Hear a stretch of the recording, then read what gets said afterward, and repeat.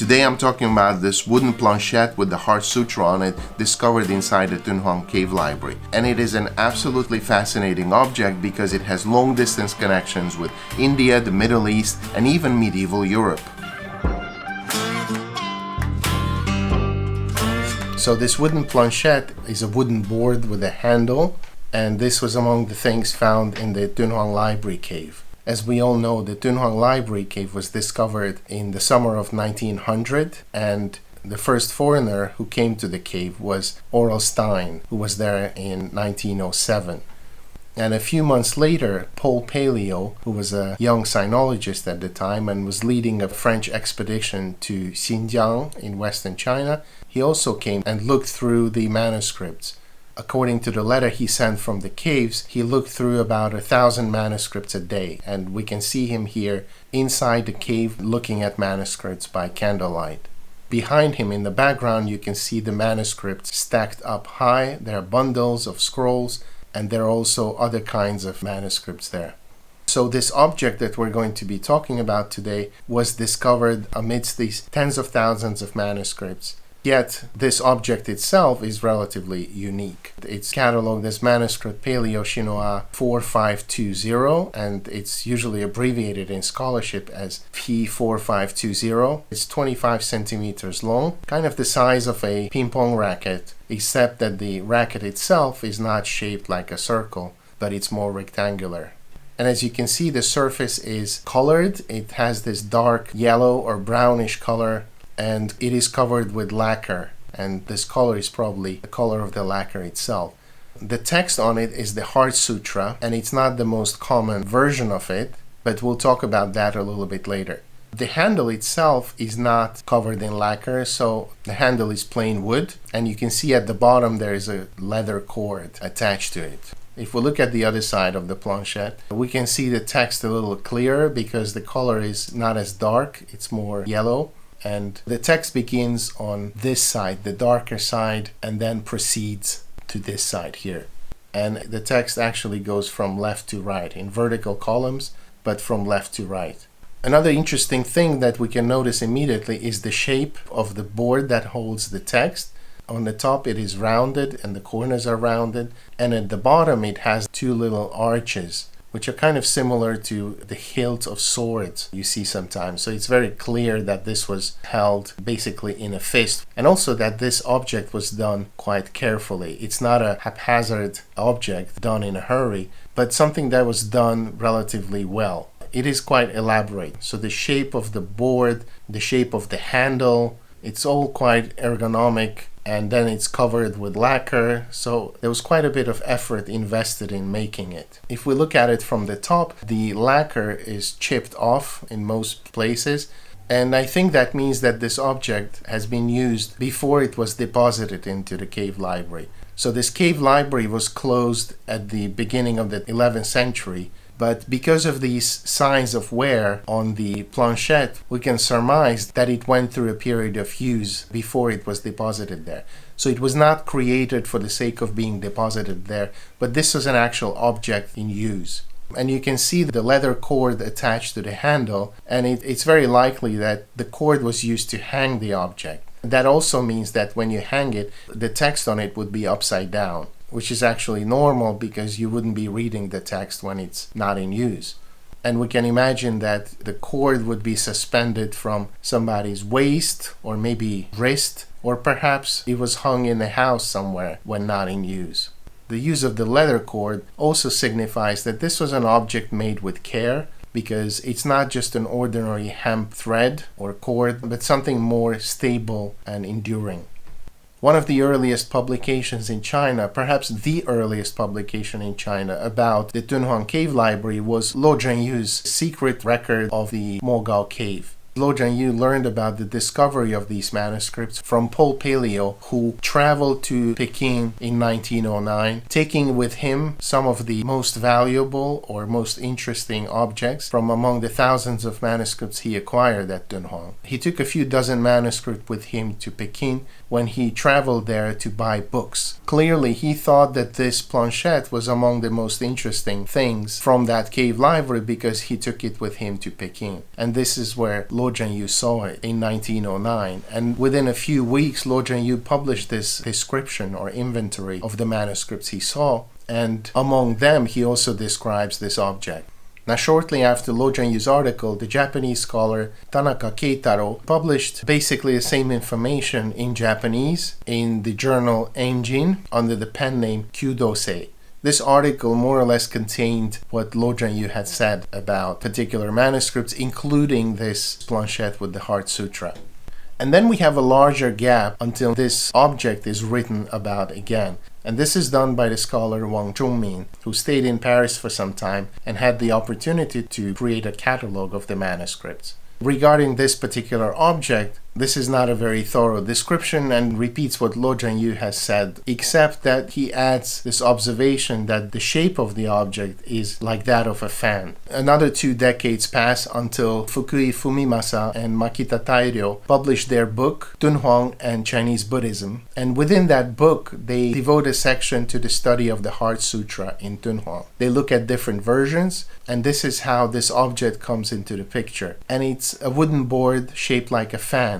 So the fan is this Japanese uchiwa type of fan, which indeed is shaped like this object. Fukui dates it to the 10th century. And this 10th century dating works well with my own dating of the object based on the left to right direction of these columns of text. And then finally, quite recently, we have this wonderful book, La Fabrique du Lisible, by Professor Jean-Pierre Drège, with the collaboration of Costantino Moretti. And in this book, Professor Drège talks about this planchette, and he also cites another one with the press mark P5042. Obviously, the two items look very different, but nevertheless, there are many similarities. So if we look at the second object, we can see that it's also kind of like a board, except that it's very narrow and actually quite slim. We would maybe not call it a board, but rather a slip. And then we also have the handle, and at the end of the handle, a cord, except the cord here looks like it's been made from hemp. It's definitely not leather. In terms of the size, it's 22.2 centimeters high, which is quite comparable to the 25 centimeters of the other object. If you turn this object, you can see the other side, and you can also see that it actually has some width, and the side also contains a line of text. Here you can see a zoom in of the hemp cord. This object was made with much less care, and it's not as elaborate as the previous one. There's no lacquer on this panel where the text is. The cord is much more random, and basically the whole production of this object is much more ad hoc, much more temporary. Now, if we look at the text, then what we see is that the text itself is actually not the Heart Sutra, but the Diamond Sutra in 32 sections, beginning with 3 dharani. And this was quite normal in Dunhuang because the Diamond Sutra survives in many copies, and in most cases it is the version divided into 32 sections. Here, for example, you can see section 2, and here in the middle in red you can see the seal of the Bibliothèque Nationale. That wouldn't have been part of the original object. If we compare these two objects, I think it's reasonable to assume that despite their differences, they've served a similar purpose because they are of similar structure, even though the shape itself is somewhat different. And they're also of similar size, and then they're unique among the Dunhuang manuscripts. There are no other objects like this. And so considering that there are tens of thousands of paper manuscripts, that we find two objects that are written on wood with a handle and with a number of similarities, I think it's quite probable that they served a similar function. And both of them contain popular scriptures, so both the Heart Sutra and the Diamond Sutra were extremely popular in Dunhuang, especially during the 10th century. And then in both cases, the text is written from left to right. And I think that's very important because although this kind of writing was not exceptional in Dunhuang, this was quite an unusual way to write. So just the direction of writing itself kind of creates a link between the objects. And then finally, we can talk also about the orientation of the text. So in both cases, we have a handle at the bottom, and then if you hold the handle, the text would be legible to you. If you hold the object by the handle in front of you, then you would be able to read the text. But when you hang it up using the cord, then the text would be upside down. But we can also say that manuscript P4520, the one on the left, was much more carefully done. There's the lacquer finish, There's this elaborate shape. Even these hilt-like arches above the handle imply some sort of intentionality and care. So this was not an object somebody randomly came up with, but they were following a prototype. And then you have the leather cord, and of course the handwriting is much better on this object as well. It's not beautiful to the point of being calligraphic, but it's competent, much more so than the handwriting here, which is of course done in much smaller script as well. So the interesting thing is that we do not see other items like this in the Dunhuang corpus. That's why it's particularly interesting that similarly from the Gansu Corridor, but slightly to the east, we find Tibetan examples of similar objects. So we have this wooden board with the handle, with a hole in the handle, which is now in the Wuwei City Museum. It's called a Tibetan wooden board. The length is 32 centimeters. It's not 25 or 22, but it's comparable. And the text on it is apparently this Tibetan prayer, so it's a Buddhist text. And obviously because Tibetan reads in horizontal lines, the alignment of the board in this case is like this.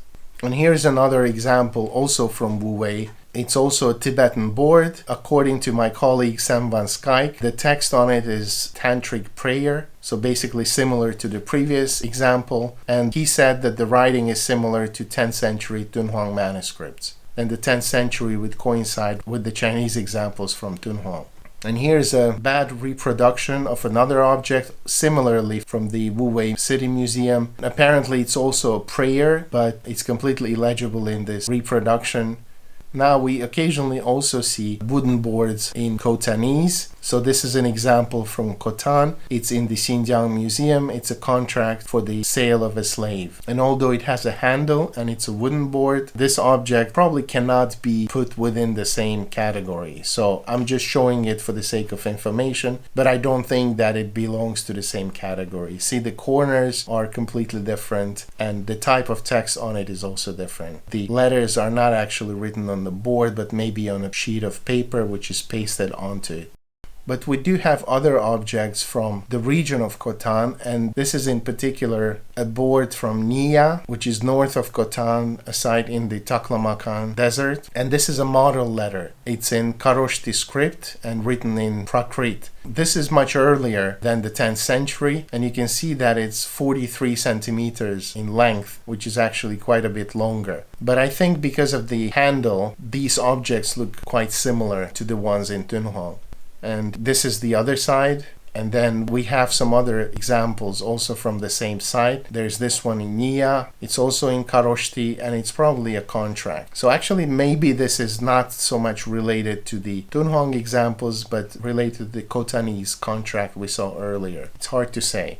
Stein has also written about them in Ancient Khotan, this large 2-volume book he published about this expedition to Khotan. And he calls them Takti-shaped tablets. So he does not call them Takti, which are these Indian writing boards, but he calls them Takti-shaped. Probably he wasn't sure whether these were actually Takti or not. But actually, if we look at the use of these wooden boards in an Indic context, then we can see, for example, here there's the statue of a boy holding a similar tablet. Clearly he's using it to practice writing. This is from Richard Salomon's writing Siddham Across Asia, How the Buddha Learned His ABC. This is one of the early examples from India which documents the use of this board. But there are also other early examples, some of them from Gandhara, and in this case we see this statue. It seems like it's the Buddha who is writing on a similar tablet. So you see the tablet has a handle, and interestingly, neither of these two figures hold the object by the handle, but they use a pen to inscribe a text on it. The figure on the top uses the handle to hold the tablet, but he is no longer writing on it. And then there's this other example Solomon cites, and it's quite interesting that you can actually read the beginning of this Arapachana alphabet on the board. There are actually examples of this among the Nia document. Basically the shape of the tablet, even though this is incomplete, and the identical text on them links the region of Nia and Khotan with that of Gandhara.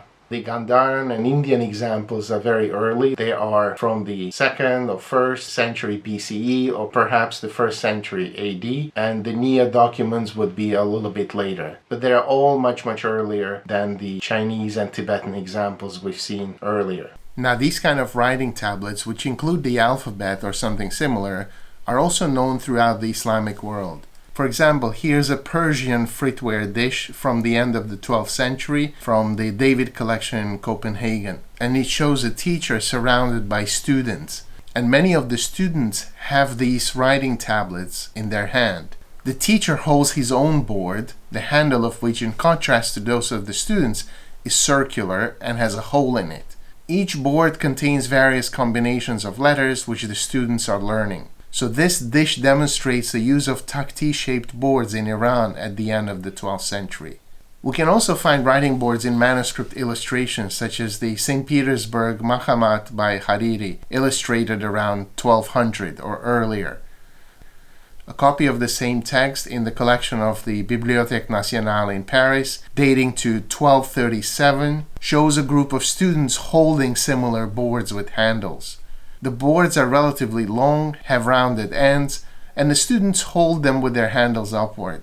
On some of the handles we can see the holes. And then there's an illustration in the Makamat from the Bodleian Library in Oxford, dated to 1337, and it shows a group of 4 students, 2 of whom hold writing boards with text on them. Although the hole in the handles is not visible, the 3 boards in the background are hung on the wall, indicating that the handles actually had holes. And boards of similar shape and structure were also known in Europe and were used by young children. For example, a mid-14th century Latin manuscript from Venice includes a miniature depicting the child Jesus carrying a wooden board with a handle that is attached to his wrist with a strap. Although the inscribed text is not visible in this case, slightly later examples in art show that the board contains the alphabet. One such example is the woodcut in Gregor Reich's Margarita Philosophica, in which Nicostrata holds up a similar-looking tablet by its handle, showing the alphabet to a young child. In England, such boards came into use around the 15th century and were known as hornbooks, because they were covered by a thin layer of translucent animal horn that protected the paper underneath. These were primers used by young children at the earliest stage of education, when they were still learning how to read and write. The hornbooks consisted of a blade, a paddle, and a handle, which had a hole with a cord in it. Their top part typically listed the letters of the alphabet and the numerals, while the lower half contained the Lord's Prayer. So in this way they combine the 2 functions which we see in most of the writing boards discussed earlier. So one of them is elementary education and the other is religious piety. This way we made a full circle and came back to this wooden planchette from Dunhuang, that is object P4520. Of course, it remains a question whether this object is related to the other examples around the world, but I would say that there are definitely connections. As for the shape, we've seen that the shape can be quite varied, and so can be the size. So it's difficult to say whether we're talking about the spread of the same object. But focusing specifically on the Chinese example, what we can say for sure is that it was held like this. But nevertheless, I think it's remarkable that from Dunhuang and the entire Chinese world, we only have this one example, perhaps 2 if we count the other one that's shaped like a wood slip. But there are parallels in other cultures around Eurasia. As I've mentioned in the beginning, the fact that it's made with so much care and attention to details suggests that this was not a one-off creation, but there would have been other copies. Now, none of those survive, which is actually quite similar to the case with the European hornbooks, because according to contemporary records of booksellers, there were hundreds of thousands or perhaps even millions of those hornbooks in use. And today, it's almost impossible to find one. So there are some in public and private collections, but new ones almost never come onto the market. So perhaps the Dunhuang example is a little bit similar in that this was an object that was in common use at one point, but then completely disappeared. And we're even lucky to have this 1 or 2 examples today. Alright, thank you for watching.